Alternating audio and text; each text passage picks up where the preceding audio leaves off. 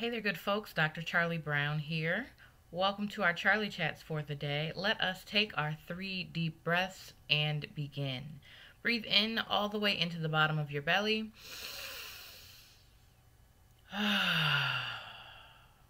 If you can release audibly, that is great. Try it if you've not tried it before. Second breath. And release.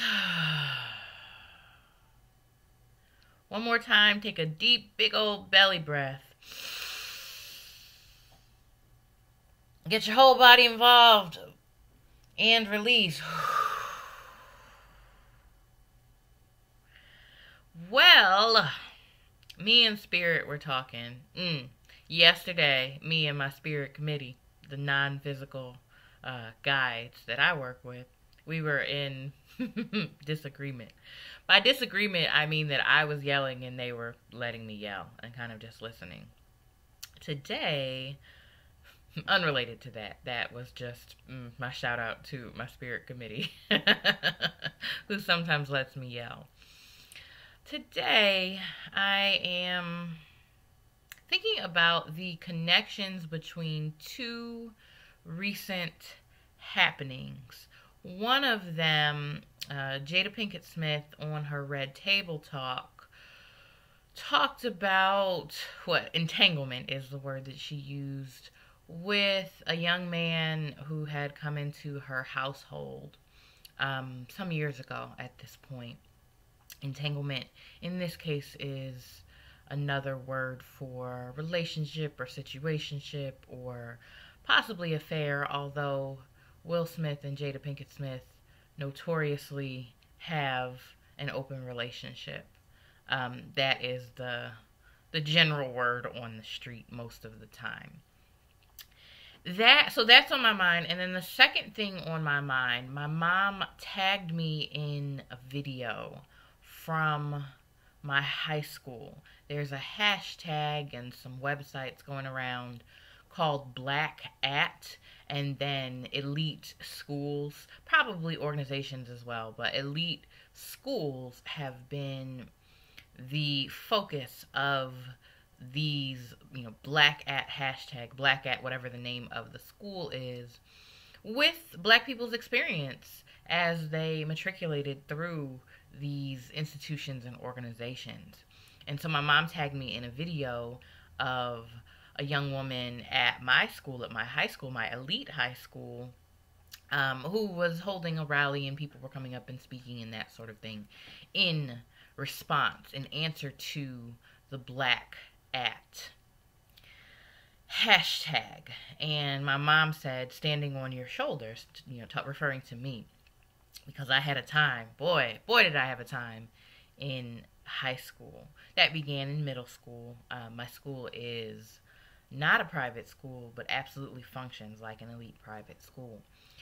And my mom laughed in another video when I said I spent a lot of time in the vice principal's office, and that is true. So the connection between those 2 things, entanglement, as Jada calls it, and BlackAt, is that in a lot of ways we don't know where the webs we weave, we don't know where they're going to lead us. We don't know what the other side of the wormhole is. And while I got the kind of solid education that made college, undergrad, relatively easy for me, what was the cost of that?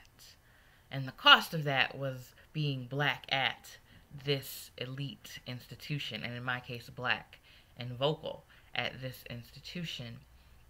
And thinking about the things we may do, the decisions we may make at earlier points, whatever that means for you, earlier points in our lives, in our journeys, and how they may unfold in ways we couldn't possibly imagine at the time. And I think that BlackAt with social media. So social media for me has a lot of cons and relatively few pros as an institution of being.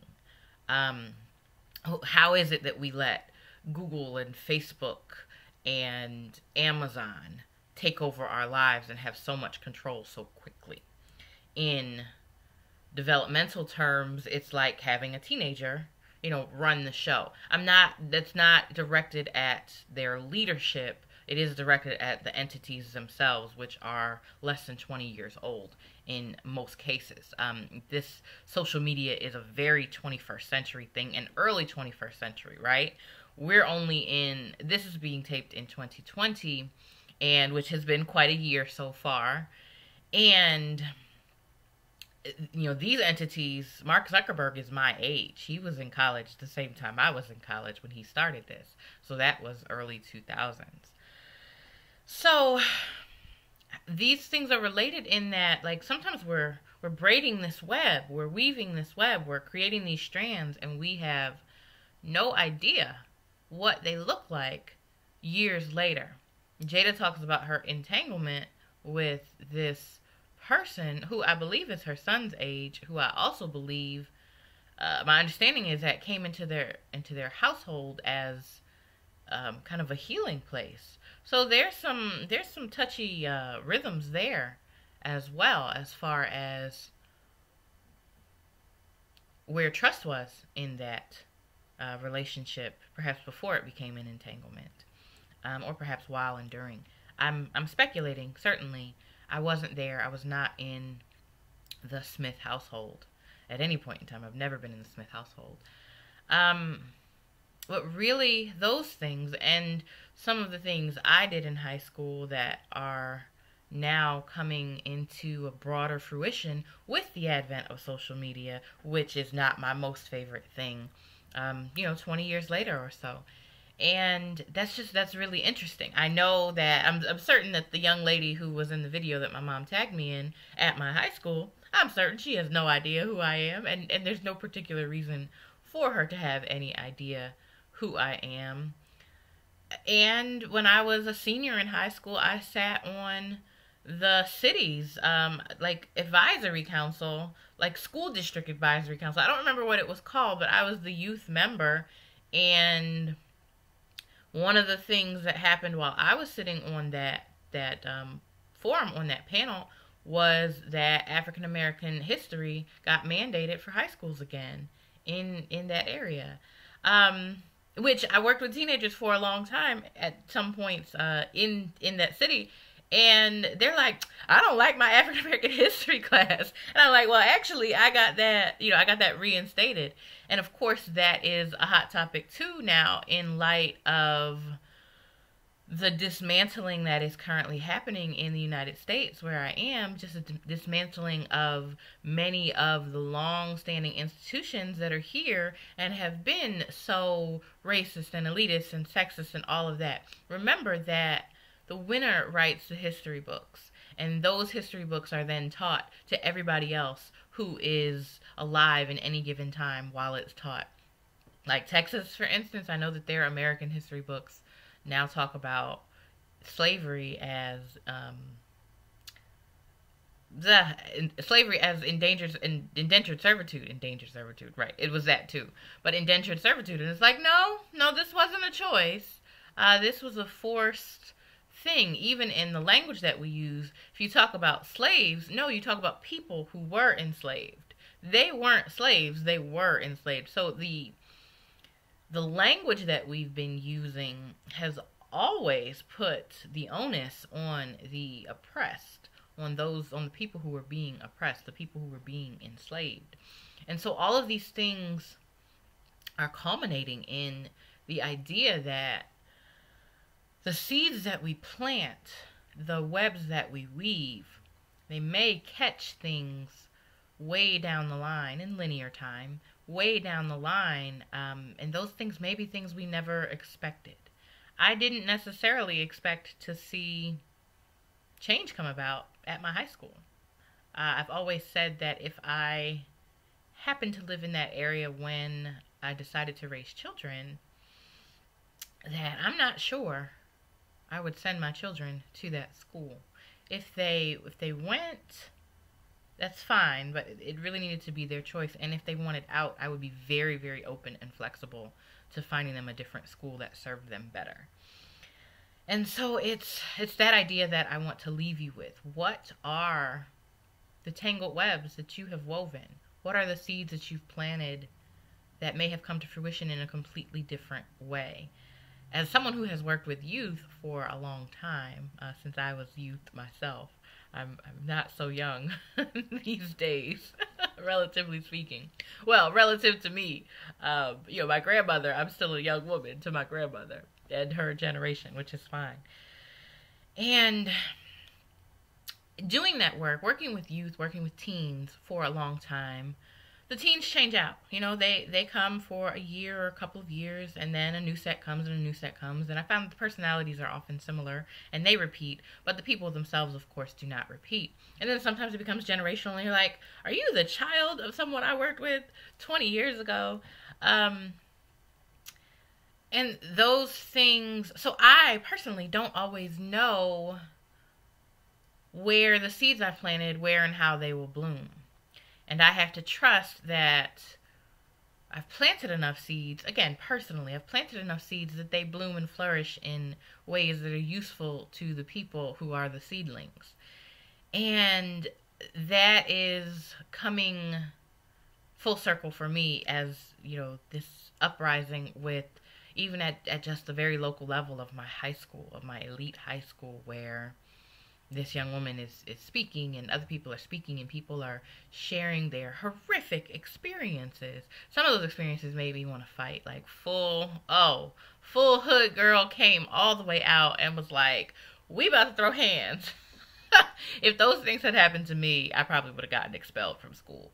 And other things happened to me that were more representative of the time. And that's also important to understand, that each cycle, each new wave is representative of the time that it's in and what is allowed at that time, what is expected and allowed. And right now there's really this big exposed culture, which when I did my dissertation, one of the young women who worked with me there, she talked about this exposed culture, and that crystallized it for me in a way I hadn't understood previously. And I was slightly worried, and I'm just like, well, kids don't know how to trust if everything is going to be exposed, which is also true. I'm working on a theory about pulling a bunch of pieces together. And that's one of those pieces, is that there's a lack of trust in younger people because of this exposed culture, which is certainly fueled and perpetuated by the omnipotence, or so it seems, of social media. And clearly, this exposed culture has also brought about the vocalizing and the real deep need for the changing of the guard at some of these institutions. And what if it's not a guard? What if we use expressions casually and the words have a deeper meaning that maybe we're perpetuating without even thinking about it? What if it's a changing of the structure of what this school does and what this school looks like? And not just this school. There are many, many BlackAt hashtags and websites and pullings up of the things that have happened to Black people at some of these elite institutions. And so what if we change? What if this is the point of change and all of these things culminate and coalesce into this point of change, this point of deep reckoning with first oneself, and then how your oneself is moving about and perpetuating about and posturing about in the world? What can you do to help us evolve? That's my question for you. What can you do to help us evolve? What is your part? Whew! That was a lot. Breathe that in. And let the parts that you need wash over your spirit, over, in, and through your spirit. I am Dr. Charli Brown. There are a few places you can find me. Facebook and Instagram at Dr. Charli Brown, and .com is my website at Dr. Charli Brown or drcharlibrown.com. It is always, always, always my great honor and esteemed pleasure to share this time and space with you. Until we meet again, take great care.